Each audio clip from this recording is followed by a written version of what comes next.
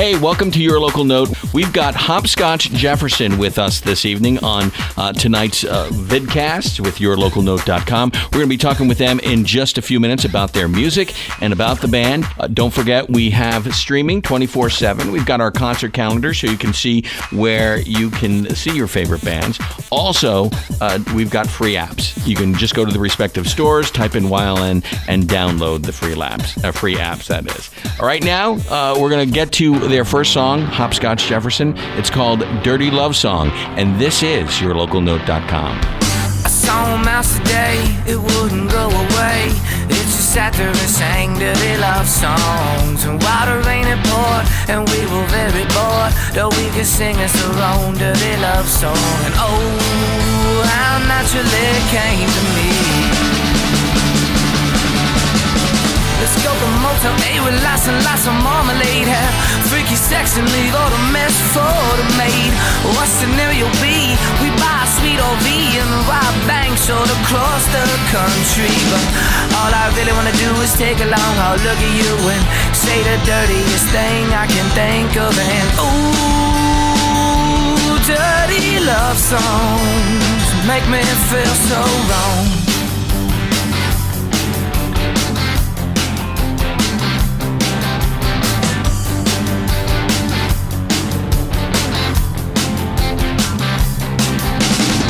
The beer is getting cold, but we are getting old. So let's not waste too much time getting noticed. And if it's cool with you, and I hope that it's cool with you, you said we could do it, baby, come on now, let's do it. But oh, I think I just crossed the line. So let's just have a glass of wine and talk about how much we both hate that particular kind of wine. And I'll crack open a beer and you'll say, darling, crack me open a beer and we'll just sit here drinking, baby. All I really wanna do is take a long hard look at you and say the dirtiest thing I can think of. And oh, dirty love songs make me feel so wrong. Make me feel so wrong.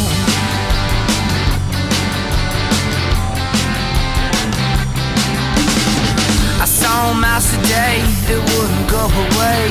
It just sat there and sang dirty love songs. While the rain had poured and we were very bored, though we could sing us our own dirty love song. And oh,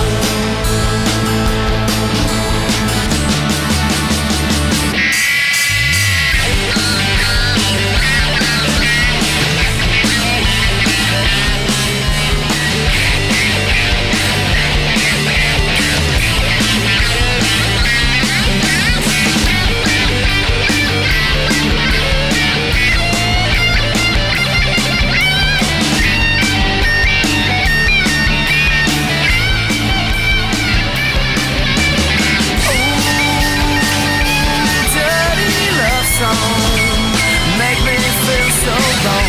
Oh, dirty love songs makes doing right feel so wrong. Oh, dirty love songs make me feel so wrong. Oh, dirty love song makes doing right feel so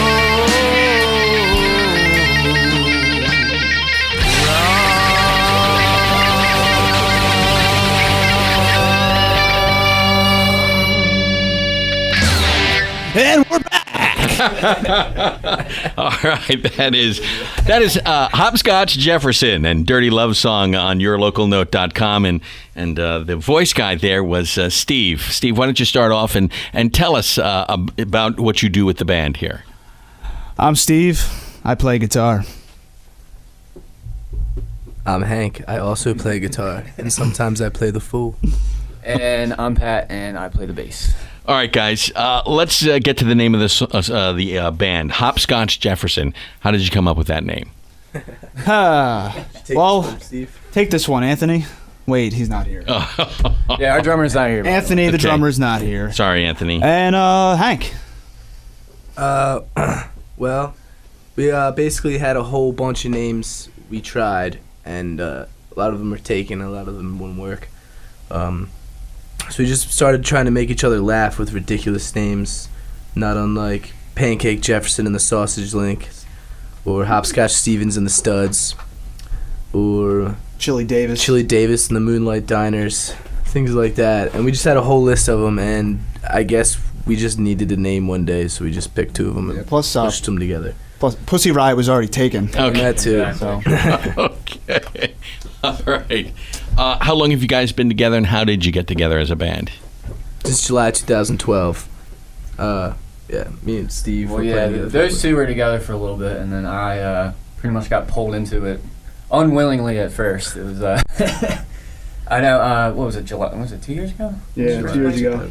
And it was a couple years ago, and they actually had another bass player, and I think he bailed last minute, something like that. Yeah, he got hit by a bus. I don't know. Yeah. We don't like to talk about that guy, so whatever. But I mean, I pretty much picked up the bass when I was 16, 17, just messing around. I never really had been in a band before, you know. Did you know these guys? Oh, yeah. Okay. I went to high school with these guys. So, so. You know, they called me a week before, and they're like, oh, we need you to play with us in our band. I'm like, what? Like, no, I'm not doing that. Like, I've never done it before. So basically, they were like, you're going to have to play with us. And scared out of my mind, but, you know, here we go.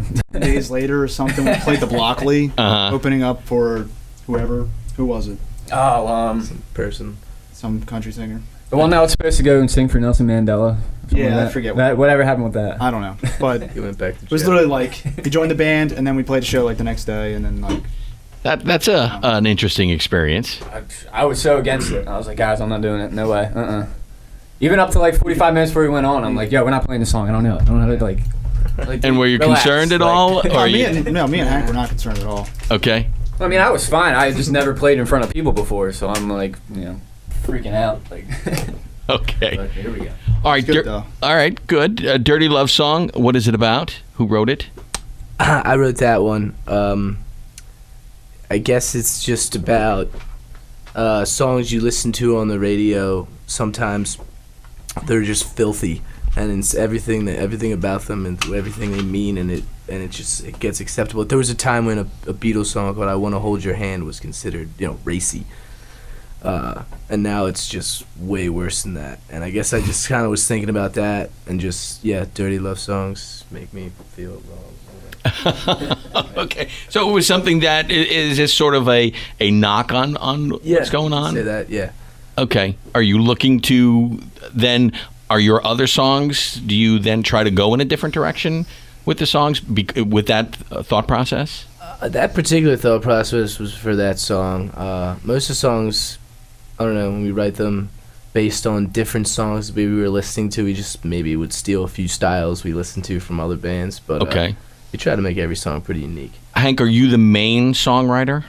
Yeah, I would say that. But I'll write the lyrics and the rhythm, but you know, these guys, I don't like tell them. They come up with their own parts, and that's what makes the song complete. But as far as the words are concerned, the lyrics, that's all you? Yeah. For all the songs? For now. Until Steve learns how to read and write. Yeah. Yeah. Okay. I gotta tell everybody it's been recorded. So we could be waiting a while then, right? Yeah. Just sorry. Go Temple. Nice. Yeah. Nice. Okay. So with the songwriting process, Hank, is this something, especially with the lyrics, is this something that you have to have an experience to write about it, or do you want to tell stories? Ooh. Or, I mean, Dirty Love songs seem to be part life experience, part story. Yeah, there's always a little bit of truth, I think, in all of them. But that's the thing about writing songs or writing anything fictional. You can kind of just base it on truth and then just take it wherever you want. You can write about anything, really. There was a mouse in the room. It was stuck in a trap. That's why I was screaming, saying dirty love songs. But actually, so you mentioned that the next song you're gonna play is totally based on essentially real life situation. Maybe the lyrics are a little bit different, but it was entirely true. Everything. Yeah, that story. Okay, we'll get into that after we play that song. Influences, guys. Steve, let's start with you. Influences for your music career. The heavy blues guitarists, Hendrix, Clapton, Jimmy Page, Jeff Beck, Stevie Ray Vaughan. Patrick? All done. I think for me, I'm a big 90s guy. Like, I love Pearl Jam, I love Alice in Chains, Soundgarden, all those kind of bands. So I listen to them a lot. I get a lot of styling from them. I think in terms of bass, I'd say probably my favorite, maybe my idol would be John Entwistle, 100%. Not a big Who guy, but just the way he can play. You just like the way he played bass. Yeah, he's a great rock bassist, and definitely pay attention to him. Okay. Hank? I mean, my primary influence are Bob Dylan, John Lennon, Their songwriting styles? Sure, yeah. And just, general attitude, I guess. Okay. But, yeah, it goes like that. It goes back when I was a big Robert Johnson fan, and that goes all the way back to Delta Blues in the 20s. I guess guys that change things, I suppose. Mm-hmm. When you bring the song to the other band members, I mean, are there a lot of changes, or is it just you bring it and then they add their parts and that's the change to it? It changes with them adding their part. Like a lot of times when I write them, they're either slower, they're just different. They're like I could any of these songs, like when I first came up with, totally different, and like based on, and then our drummer's not here, but he has a big punk rock influence, so that changes a lot of the speed of the song and the rhythm and tempo, and so yeah, it changes, but it's never necessarily a bad thing. We don't get too out of control with it, but we try to let all of arrangement changes, like how long the song might be. So you're pretty open. I mean, because some songwriters, it's their baby. They've written the song. They've spent a lot of time with it, and they want to bring it, and they'll take some suggestions, but for the most part, they have an idea how it is. It seems like you allow it to morph. Well, it is, and I suppose if it gets to a point, if there's something like any of us really don't like we won't do it. We'll change it. But I trust these guys. I like to let them get creative with it, because I get creative with it when I make it. So for me to be like, I don't play bass, I don't play lead guitar, so for me to tell him what to do is somewhat foolish. It's like an unwritten rule, like the songwriter, whoever started the song, kind of has the final say. Okay. Like if he really didn't like it, he could be like, okay, I don't want that specifically, but usually it's very wide open. It helps that you've known each other for so long. You probably understand where he's coming from right away. Most of the time. Sometimes it's like, what the hell are you thinking? Sometimes I just throw trash at them. Yeah. And they tell me to give up, too. Okay. We'll get to that later, though. Do you have like another hour to go on that? No, this is not something where, okay. I'm a psychologist or anything like that. I'm not going to go there. When you write a song, are you the type that needs to start it and finish it right away, or do you come back to songs? No. Some of them I've written... No joke, sit down with something in your head, you can write it in 5 to 10 minutes. And other ones, I'll write maybe a verse, I have like the rhythm in my head, but I just stop. I can't really do anything more with it. And maybe a couple months later, years later, well, not years later, but at some point in the future, I'll come back to it and finish it.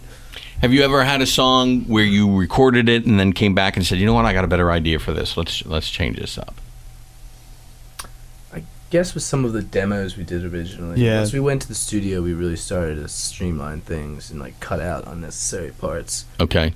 That's where the tempos come into play, and then like I said, the arrangement, how long, and we really need 17 verses, and 2 bridges. Now let's cut that song in half. The one song we have, it's not on this EP, but we literally cut it in half. Okay. Because really, this just works better as more of a typical pop 3-minute song than 7 minutes or whatever it was. All right, very good. All right, we're going to go to song number 2. When we come back, we'll have Hank tell the story, because Patrick is saying there's a good story with this. So we're going to leave people hanging so they listen to the song, and then we'll tell the story about it. We're hanging with Hopscotch Jefferson on yourlocalnote.com.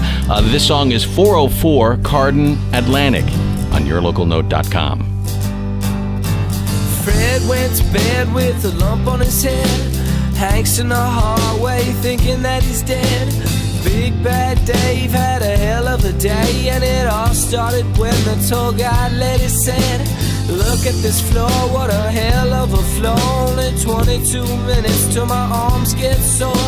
The man on the street's got bags on his feet, and Lucy's on a phone trying to get a little more. You got some painting to do. Eggshell white, I ain't fucking with you.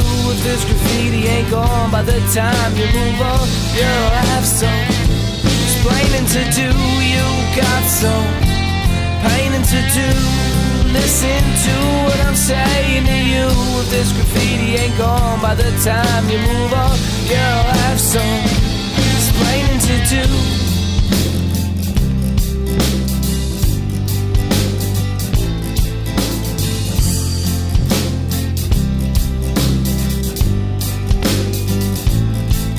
And Dave's old lady is knocking at the door, 'cause it's trouble that he's brewing and she knows for sure. I hope I don't fall as I climb up the wall. Then the lizard woman came and she said once more, you got some painting to do. Eggshell white, I ain't fucking with you. If this graffiti ain't gone by the time you move on, you'll have some explaining to do. You got some painting to do. Listen to what I'm saying to you. If this graffiti ain't gone by the time you move on, you'll have some explaining to do.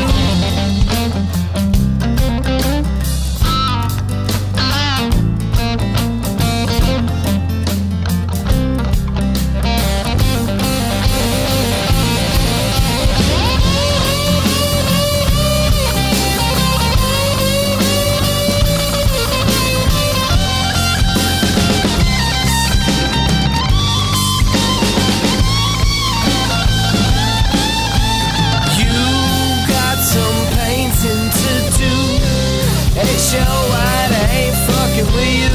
If this graffiti ain't gone by the time you move on, you'll have some explaining to do. You got some painting to do. Listen to what I'm saying to you. If this graffiti ain't gone by the time you move on, you'll have some explaining to do.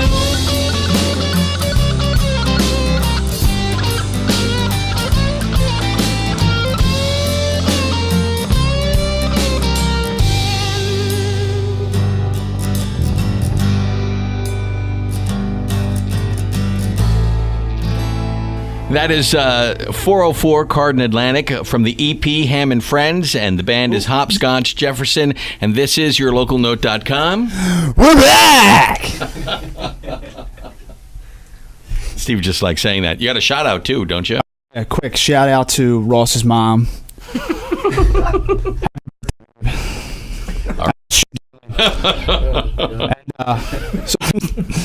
Sorry, Ross. The EP is actually Ham and Fireworks. What did I say? Ham and Friends. Oh, I'm sorry. Ham That's and okay. Fireworks. It's okay. Ham and Fireworks. There we go. Yeah. Like that. Sounds like You like that better? Sounds like a Okay. PBS show. That's funny. All right, let's get to the song because Patrick was saying there's a good story. So there's a lot of pressure on you, Hank, right now. That this better be a funny story. This is a true story. Yeah, don't blow it. Yeah, 404 Cardin Atlantic is a 404 is a number. It's an apartment in an apartment complex loft, sort of right near Temple. My friend of mine had an apartment there, and basically, as soon as he moved in, we started drawing on the walls, graffiti, spray paint. It truly was a fun house. Like, I wish I don't even have many pictures of it, which is a shame. One of my biggest regrets. Did the landlord think it was a fun house? Well, apparently they asked them if they were allowed to paint it. Oh, and they said yes, as long as you put it back to white when you move out. And they're like, okay. And we did end up having to paint it, and that was a bitch. But excuse me. But so one day we walked in, and there's like paint. You have to keep in mind, like, there's paint on the walls. It's a mess. There's beer, bottle, everything, like anything you can make. It was a mess. There was a goat. Mm-hmm. Yep, might have been a goat. Oh boy. Anyway, so we walk in one day. We were planning on drinking there that night, because we were young. I shouldn't have said that. And we found a note on the door. It said, "We may show this apartment tomorrow to potential renters." And we didn't. We were like, whatever. Crumpled up and threw it in the trash can. Don't even care. So we're up all night drinking, and this was about 9 a.m. And someone knocks on the door. No, they just came in. They didn't even knock because she had a key. Like, they gave us the warning, and so we heard them, and then we realized. So basically, you'd walk in. There's a hallway, and then like the main living area and kitchen was like down the hallway. So we were sitting down there, and we heard them coming. And like we hear the woman, the tour guide woman, walking down the hallway, explaining, "Oh, this is one of our 2-bedroom, blah blah blah, all that stuff." And it's already a mess. I'm sure she's. And then they walk in, and the look on her face was priceless. It was just stone white, just dropped. There was a girl there. She was, I guess, the renter, and she was laughing, and her father, who was just, I don't know about it. And she just looked around and just said, "Looks like you guys have some painting to do." And I said, "We just got done. What do you think?" And then she, I'm sure that didn't go over well. She just ushered them out of there. And that was that. And then we ate mushrooms that day. Oh, nice. Okay. Way to slip that. Very good. Very good. So is that going to tie into our last song then? Well, I would think so. Okay. Yeah. Very good. They all tie into the last song. Do they? Okay. Very nice. So did you end up having to pay a fine or anything, or did you lose your deposit? Because Well, it was in my apartment, so no. Who cares? But no, I did help. It was my buddy. It was my buddies, and I helped him paint it back to white. I mean, there's so much graffiti. It took so many coats of paint. I'm sure it did. I think maybe he didn't get his deposit back because they may have had to do more upkeep anyway. But dude, we had to buy so much paint. You'd be surprised, neon graffiti on white walls. It just doesn't. It's hard to cover. It's really hard to cover up. Who would have thought that? My brother got thrown out of his college dorm room, and the week before the end of semester, and because he got thrown out, he didn't get fined because they had trashed the room. Oh, Wow. So that's lovely. He was his roommates hated him because instead of having it divided by 4, it was divided by 3. So he wasn't happy. So that story, I can relate to it. Suckers. I can relate to it. That's great. We've all been there. Okay, let's talk about the EP. Did you do this yourself, record this yourself, or is this something you went to a studio and? I mean, we did a lot of it with David Ivory. Yeah, David Ivory, dude, old family friend of mine. His name's Matt Carlin, engineer. Pro, Matt Carlin. He's our S Pro, yes. Okay. Associate producer. S Pro. He drummer in the Funky T. Shout out. Okay. Right. Well, yeah, he is one of the engineers there, so we recorded with him at his studio, at David Ivory's studio, and then did some overdubs at Matt's studio, and finally getting it mastered as we speak, hopefully, and should have it out soon. And this is your first recorded EP? Yeah. Have you had other songs recorded, or? We had a couple other demos. Yeah, we did. We recorded at Tweak Studios. A couple. Yeah, basically just scratch tracks.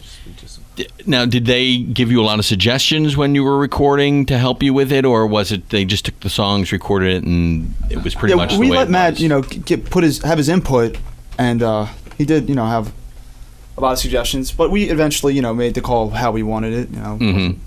Complete control. I think that's the best part about going to the studio. Is you come in there, especially with Falling Out of the Blue, was you think you have it, you go in there thinking that it's great, and then you have kind of an outside source saying, well, do this, and this. Somebody completely. And then it's someone, because when you're just playing it yourself and you're writing it yourself and everything, you think it's, like you said, it's your baby. You think it's right. You think it's perfect. So when you have someone kind of from an outside source tell you, hey, do this, try this, do that, and it turns out that much better. Yeah, so fresh ears to the song. Exactly. I think that's really the best part about going. Because you knew the people involved, was it easier to get, critiques from them? From Matt? Yeah. Yeah. Well, again, he told me to give up several times. That seems to be a running theme from a lot of people that know you. Yes. We're still looking for a replacement. So anybody. But I stayed around. Yeah. And Well, it says a lot. Yeah. Sometimes Next question. So, you, Hank, you said you have a lot of songs you've written. Are you now preparing for your next? I know you're still waiting for this to come out, but I mean, are you set with a bunch of songs that you want to do for the next album or an EP?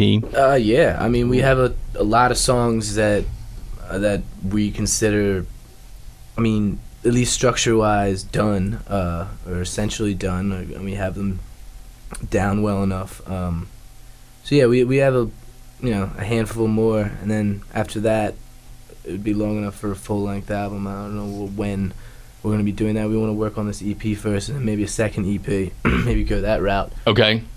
But okay, what is, and we talked about this actually before we came on. What is the thought process as far as you see the news that CD sales are not as strong as they were in the past? Why make an album if you're just going to be selling it by the single anyway? Well, part of it is, just personally, I want one. Okay. Like Hank, he's gonna have to pay for it. Sure. But I already did. So it's a little, it's a little vanity on Steve's part. Yeah. I want it's all about one. me. Okay. Well, that, and plus, like, people will, like you said, maybe buy it at a show, or some people still want an actual CD. Okay. It's largely the minority, Mhm. but some people still do. And then, like you said, like maybe we'll have a second EP, and maybe later record a couple more songs and just release all of them again. Right, as a full album. Yeah, full-length album. Like, it's just up in the air, really. I mean, how much we can get done and how fast, I mean, it's a tough time in the industry right now, trying to figure out what do you do. Do you take the time? Now, this EP has 6 songs. That's 4 songs. Oh, it has 4 songs. Yeah. Okay. How many songs did you go through to get down to the 4 songs? We always wanted to put 404 on it because that was like the first one we recorded a scratch take of, and we always thought that sounded good. Yeah. And I guess Falling Out of the Blue, I guess we chose these 4 songs because they're pretty different from each other. Okay. Yeah, and Dirty Love Song, I guess we figured that one just sounds like I guess it's the most poppy, so maybe we just wanted it heard. Mm-hmm. Drugs Are Fun, we just like that song.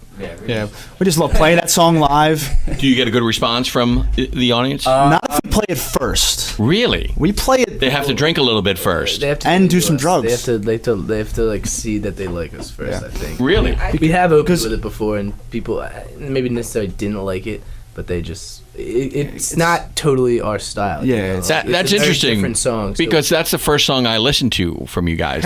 All right. And I liked it. All right, well, Okay, this sounds good. Well, so you hated the rest of them? Is what No, you're I didn't say that. But that's good. saying. So, Boy, you do have a complex, don't you? No, I'm yeah. kidding. What? I thought you weren't a psychiatrist. Okay, really? But anyway, So I liked it. That's the first one. But you found that the audience doesn't respond right away if you played first. not as- yeah, it was like sort of like, because all the next 4 songs that we're gonna record, or 5 or 6 or whatever, they're all different too. So Okay. like, they're not even, there's some songs that are sort of similar, but we're all over the place really, and it's kind of hard to pick 4 songs or 3 songs. Like we sound like, Dirty Love Song, or we Sure. sound like Drugs Are Fun, or like, Right. it's not really like that at all. You kind of have to see us play. And yeah, anyway, yeah, we don't really have a genre. I guess. yeah.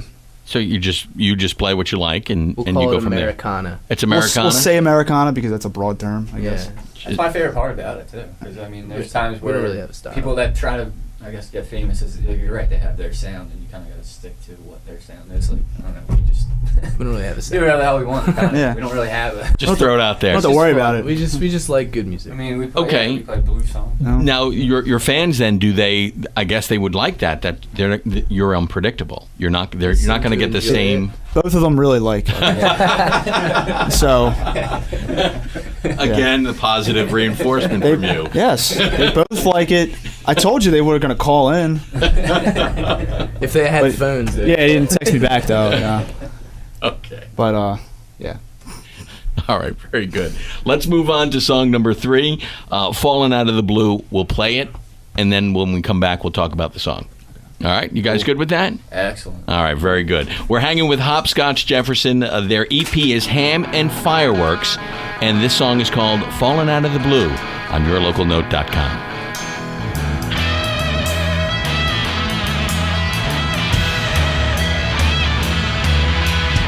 Disbelief, the look that's in your eyes and in my mind. Oh, I know I should lie.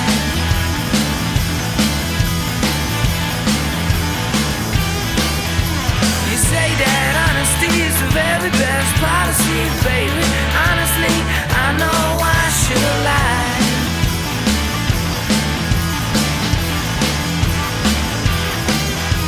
Cause look at you here with your face in your hands, and me with the spear that pierced your heart in my hands.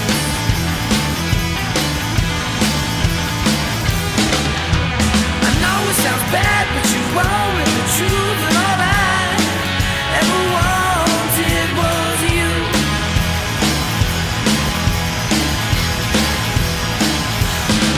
So I told you the truth, and now I'm left just falling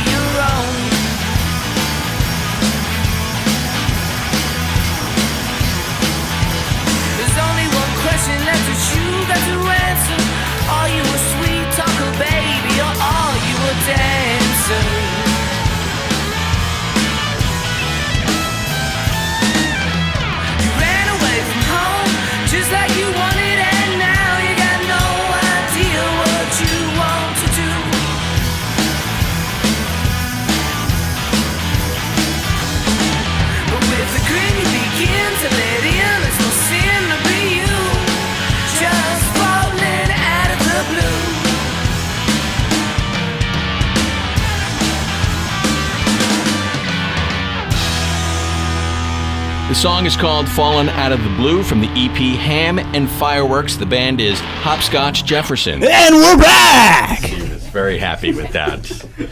We always do that too soon. I can't get it. Wait, hold on, wait. All right. Let's rewind. Rewind, okay. And Steve? Are you ready? Yes. Got it? And we're back! you got it? Yeah, I got it. You missed the first one? Yeah, the first three, actually. We got the audio, and that's what counts. Okay, very nice. Mike Hank, paid enough to be here. let's talk about Falling Out of the Blue as our sign falls. Oh, this is a good night, isn't it? That's ironic. Falling out of the blue. And our sign. Scheduled that. Rip this off. Yes, down. Oh, yeah. This is a good one. All right. See if we can reel this in. Hank, Yeah. Falling Out of the Blue. What is that about? I guess I just wrote it. Actually, I wrote it. I was listening a lot. There's a song by Neil Young called "Harvest Moon," and it doesn't sound like it at all. But when I first wrote it, it sounded kind of like it. Okay. And I came up with a riff that I felt reminded me of it. And I don't know. I just started writing. Do you sometimes just put words to, do you like the riff and then you're like, okay, let me just put words to it, or is I it... like maybe change the speed. I'll start playing it. Like I'll learn a song that I like, and then I'll just kind of mess with it until I realize that it doesn't sound anything like it anymore. Okay. And maybe I do that with some songs, not all the time, but Okay, that's one that I did. And this is one that you did. He definitely didn't steal it from Neil Young. He didn't So it steal doesn't it. sound anything like the Neil Young song. Okay. I don't think anyone would even consider that. Until But I that just was the mentioned inspiration for this. it. Yeah, I guess. Okay. And it's not even lyrically not even like it. I don't know, just rhythmically and. You were just listening to Neil Young, and then that's when you started writing this song. Is that the connection? Yeah. Essentially, yeah. Is that the only connection? Yeah. Okay. You could hear it. That's exactly how music evolved, though. People just steal from each other. That's how I didn't see any No, There's no stealing. Pablo stealing. Picasso. No said, stealing. Good artists, Yeah, follow, what? Great artists steal. Patrick, Everybody steals. You get sued if you steal. Yeah, it's if you get caught. Oh, God. Yeah, there's nothing stolen. And Yeah. that's, Okay. A lot of, and never gave it back. influence. Yeah. influenced. It's in tribute. You just say that to avoid Oh, it's in anything. tribute. Tribute, In yeah. honor. Yeah, it's an honor Yeah. of that All song. right. And then you can steal It's whatever like saying, you want. please don't sue me. Because I'm honoring you with this song.